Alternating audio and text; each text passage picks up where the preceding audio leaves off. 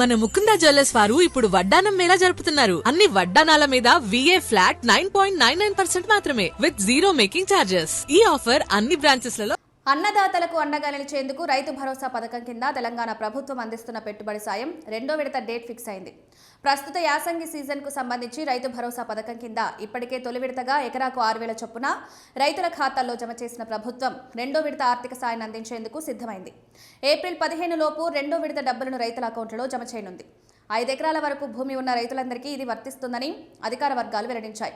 గత నెల మార్చి 22వ సిద్దిపేట జిల్లాలో రైతు భరోసా మొదటి విడత నిధులను బట్టన్ నొక్కి విడుదల చేశారు సీఎం రేవంత్ రెడ్డి.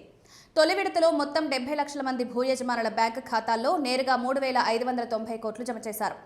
ఈ విడతలో భూమి విస్తీర్ణంతో సంబంధం లేకుండా 1 ఎకరం కంటే తక్కువ ఉన్నవారు, అంతకంటే ఎక్కువ ఉన్న రైతులకు కూడా ఎకరాకు 6,000 వరకు సాయం అందింది. ఇక రెండో విడతలో ప్రభుత్వం 1 ఎకరం నుండి 5 ఎకరాల మధ్య భూమి ఉన్న రైతుల ఖాతాల్లో డబ్బు జమ చేయనుంది. మొదటి విడతలో అందిన మొత్తాన్ని మినహాయించి 5 ఎకరాల వరకు ఉన్న మిగిలిన విస్తీర్ణానికి సరిపడా బ్యాలెన్స్ మొత్తాన్ని ఈ విడతలో జమ చేస్తారు.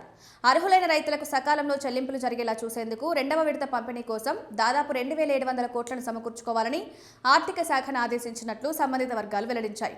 ఈ పథకం కింద ఆర్థిక సహాయం దశల వారీగా పంపిణీ చేసే వ్యూహాన్ని ప్రభుత్వం రూపొందించిందని, ఇందులో భాగంగా రెండవ విడతను ఏప్రిల్ మధ్య నాటికి విడుదల చేయాలని నిర్ణయించినట్లు అధికారులు తెలిపారు.